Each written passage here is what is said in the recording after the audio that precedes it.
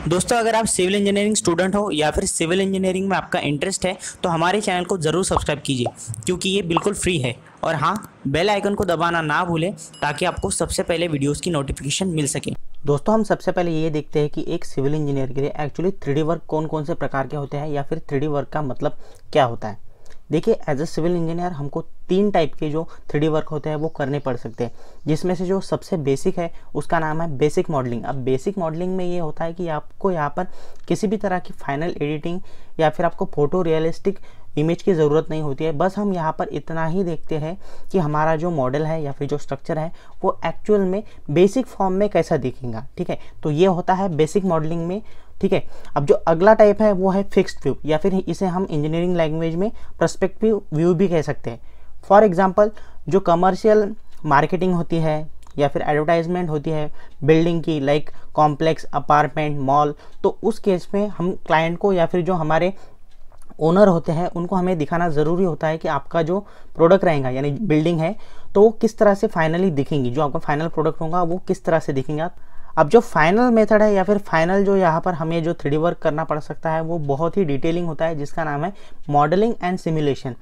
अब ये नॉर्मली जो होता है ये हर बिल्डिंग में यूज़ नहीं होता। जो मेजर प्रोजेक्ट होता है, फॉर एग्जांपल अगर आपका एक मेजर प्रोजेक्ट है जहाँ पर आपको एक स्काई स्क्रैपर खड़ी करनी है तो उस केस में आपको वहाँ पर सिमुलेशन करके देखना पड़ता है मॉडल पर कि विंड प्रेशर किस तरह से काम करेगा, बाद में अगर अर्थक्वेक आता है तो उस केस में आपकी बिल्डिंग कैसे इफेक्ट होगा उस पर। तो ये सब देखने के लिए हम सॉफ्टवेयर का यूज़ करते हैं, 3D सॉफ्टवेयर का।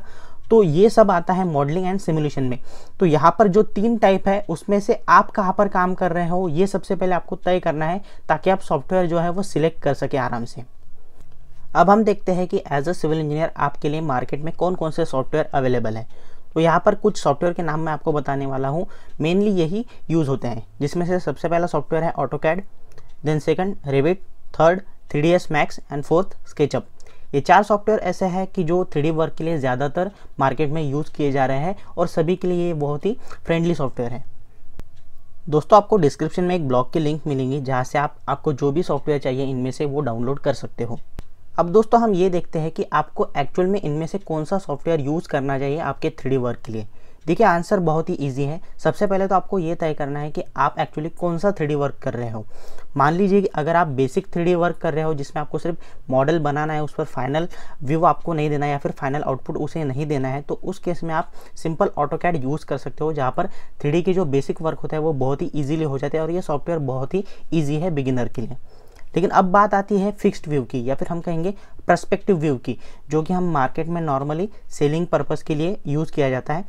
एंड आई थिंक कि इस वीडियो को देखने का आपका मोटिवेशन यही है कि आप यहाँ पर फिक्स व्यू या फिर पर्सपेक्टिव व्यू का कौन सा सॉफ्टवेयर अच्छा है इसलिए आए हैं। तो मैं आपको यहाँ पर 2 ही सॉफ्टवेयर रिकमेंड करूँगा। सबसे पहला स्केचअप और 3ds मैक्स। देखिए, यहाँ पर रेविट से या फिर 3D ऑटोकैड से भी हम ये सब काम कर सकते हैं, लेकिन जो क्वालिटी आपको या फिर जो स्पीड आपको स्केचअप और 3D मैक्स में मिलेंगी वो इन बाकी सॉफ्टवेयर में आपको नहीं मिलेंगी। ठीक है, अब जो फाइनल कैटेगरी है मॉडलिंग एंड सिमुलेशन, अगर आप मॉडलिंग एंड सिमुलेशन इस काम में जाना चाहते हो जो कि बहुत ही डिटेलिंग वर्क है, तो उस केस में आप रेविट सॉफ्टवेयर सीख सकते हो या फिर रेविट सॉफ्टवेयर का इस्तेमाल कर सकते हो।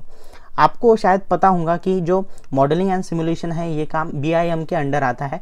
अगर आप चाहते हो कि BIM के टॉपिक पर भी आपको वीडियो चाहिए तो प्लीज़ कमेंट कीजिए।